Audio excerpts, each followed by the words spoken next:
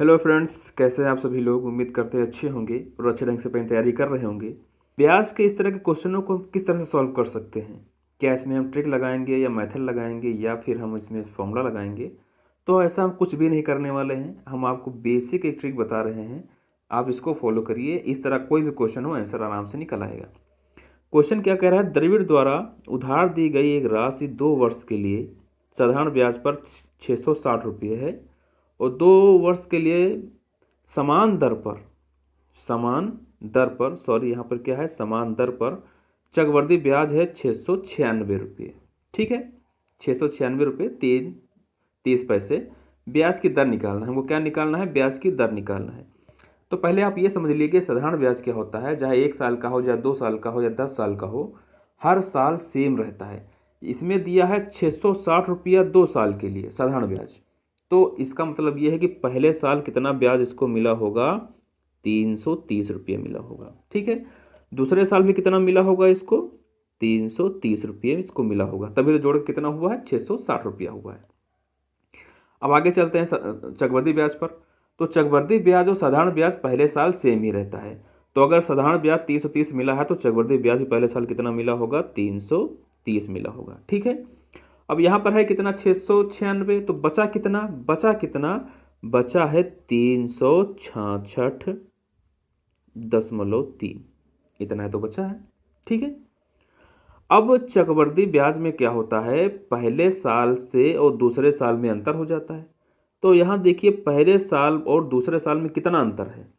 चक्रवृद्धि ब्याज क्या होता है, दूसरे साल से मिलना शुरू हो जाता है। तो दूसरे साल चक्रवृद्धि ब्याज कितना मिला, तो 330 से 366 हो गया। तो कितना बढ़ गया है ये, 36.3, ये बढ़ गया है। अब 36.3 पर हम क्या निकालेंगे, दर निकालेंगे। कैसे निकालेंगे, 36.3 गुणे 100 और किस पर निकालेंगे, 330 पर निकालेंगे। 330 पर निकालेंगे। पॉइंट यहाँ से हटाया, जीरो बढ़ा दिया, 2 जीरो यहाँ से कट गए, 2 जीरो यहाँ से कट गए। 33 से काटेंगे तो 33 से कम 33, 3 बचा, फिर 33 से कम 33। तो हमारी दर कितनी आ गई, 11% दर आ गई, जो आपको कहाँ दी हुई है, ऑप्शन डी में दी हुई है। आपको डायरेक्ट इसी तरह से करना है, कोई भी फॉर्मूला इसमें नहीं लगाना है। अगला प्रश्न आपको दिया हुआ है, 50 लीटर के एक मिश्रण में शराब और सोडा का अनुपात 3:2 है। 6:7 का अनुपात बनाने के लिए कितना सोडा मिलाया जाना चाहिए। अब ऐसे वालों में क्या करेंगे, कुछ नहीं करेंगे, हम सीधे अनुपात अनुपात ही खेलेंगे। ठीक है, शराब और सोडा, शराब को एस लिख लेते हैं और सोडा को SU लिख लेते हैं। ठीक है, सोडा को SU लिख लिया। तो शराब पहले कितना था, 3 और सोडा कितना था, 2।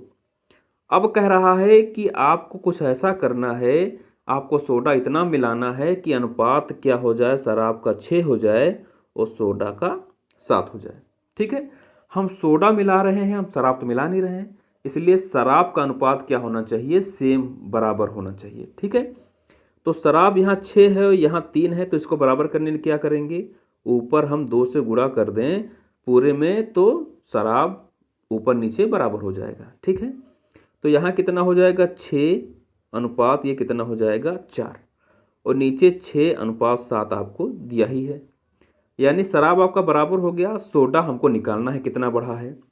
अब 6 4 कितना होता है, ये 10। हमारे हिसाब से मिश्रण कितना है, 10 लीटर का, इनके हिसाब से कितना है, 50 लीटर का। तो एक का मान कितना आया, 1 आया। ठीक है, अब 4 से 7 बढ़ गया तो कितना बढ़ गया है, 3 बढ़ गया है। कितना बढ़ गया है, 3। और जब 3 से 3 यूनिट है और 3 यूनिट में जब 1 यूनिट का गुणा करेंगे, 1 यूनिट का मान कितना है, 5। जब 5 से गुणा करेंगे तो कितना सोडा बढ़ जाएगा, 15 लीटर बढ़ जाएगा। और कितना सोडा हमें मिलाना होगा, कुल 15 लीटर सोडा मिलाना होगा। अगला सवाल दिया हुआ है, इस सवाल के बहुत सारे मेथड हैं, हम आपको ऐसा मेथड बता रहे हैं जो हमेशा फॉलो होगा। क्या होगा, एक बैग में 216 रुपये है। ठीक है, अनुपात दिया है 2:3:4। 1 रुपया दिया है 50 पैसे और 25 पैसे, और 25 पैसे सिक्कों की संख्या हमको पूछी है। ठीक है, अब हम इसको ना पैसे में बदलेंगे, ना इसको अनुपात में बदलेंगे, इसको किस में बदलेंगे, रुपये में बदलेंगे। ठीक है, ₹1 का 2 से गुणा करोगे कितना आएगा? ₹2 आएगा। ठीक है। 50 पैसे को 3 से गुणा करोगे, 50 तियाँ 150 यानी ₹1.50। ₹1.50। सबको पैसे में बदल रहे हैं, सबको रुपये में बदल रहे हैं। 25 का 4 से गुणा करोगे तो कितना है? 25 चौको 100 यानी 100 पैसा का मतलब ₹1। टोटल कितने रुपये आ गए हमारे हिसाब से? 1 2 3 4 यानी ₹4.5 आ गया। ठीक है। हमारे हिसाब से कितना है? ₹4.5। और इनके हिसाब से कितना है? ₹216। ठीक है। यहाँ से एक पॉइंट हटाया और बटे में 100 लिखें या 10 से इसमें गुणा कर दें। ठीक है। अब हम कितने से काट सकते हैं? 5 से काट सकते हैं। 5 दूनी 10, 5 नवा 45। 9 से काटोगे कितना आएगा? 9 दूनी 18, 9 दूनी 18 हो गया। कितना बचा? 3 बचा। 9 चौक 36, 24 दूना कितना हो गया? 48। हमारा मान कितना है? 48 आया। अब हमसे पूछ रहा 25 पैसों की सिक्कों की संख्या कितनी है, तो 25 का पैसों की संख्या का अनुपात कितना दिया है? 4। और इस 4 से 48 गुणा करेंगे, 8 चौक 32। किसी आंसर में पीछे 2 आ रहा है तो किस में आ रहा है? ऑप्शन बी वाले में आ रहा है। तो गुणा करेंगे कितना आएगा? टोटल 192 इसका आंसर आएगा। अगला प्रश्न दिया हुआ है, देखने में बहुत बड़ा है। कैसे करेंगे इसको हम? एक समूह ए है जिसमें 40% राजनेता हैं, 60% पुलिस अधिकारी हैं। ठीक है। समूह बी में 35% राजनेता हैं, 40% पुलिस अधिकारी हैं, 25% वकील हैं। समूह ए और बी का अनुपात दिया है 1:4 का। नए बनने वाले समूह में राजनेताओं और वकीलों का अनुपात, राजनेता यहाँ पर भी है और राजनेता यहाँ पर भी है। ठीक है। अब इसको हम सॉल्व करते हैं। पहले समूह ए का अनुपात कितना है? 1 है। 1 को जब 40 से गुणा करेंगे तो 40 ही आएगा। ठीक है। प्लस अब राजनेता कहाँ पर है? बी में है। समूह बी में भी राजनेता है। कितने हैं? 35%।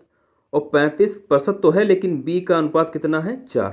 तो 35 को जब 4 से गुणा करेंगे, 35 दूना 70 और 70 दूना 140। 35 को 4 से गुणा करेंगे कितना आएगा? 140 आएगा अनुपात। वकील तो ए में है नहीं, वकील बी में है। कितने हैं? 25%। कितने हैं? 25%। और लेकिन बी का अनुपात भी कितना दिया है? 4, क्योंकि अनुपात अगर दिया है तो अनुपात से गुणा करना पड़ेगा। 25 को कितना हो जाएगा? 100। ठीक है। इसको जोड़ेंगे कितना आएगा? इसको जोड़ेंगे कितना आएगा? 180 अनुपात 100। ठीक है। 1 0 यहाँ से काटा, 1 0 यहाँ से काटा। 2 से काटेंगे 2 9 18। ठीक है। 2 से काटेंगे 2 5 10। तो राजनेताओं और वकीलों का अनुपात क्या आ गया? 9:5 आ गया। देखने में बहुत बड़ा क्वेश्चन है, लेकिन आप जरा सा दिमाग लगाएंगे, इस तरह के क्वेश्चनों को आप आराम से सॉल्व कर सकते हैं। ये वीडियो आप कैसा लगा हमें कमेंट में जरूर बताइएगा। अगर आप चैनल पर नए हैं तो चैनल को सब्सक्राइब कर लीजिए। धन्यवाद।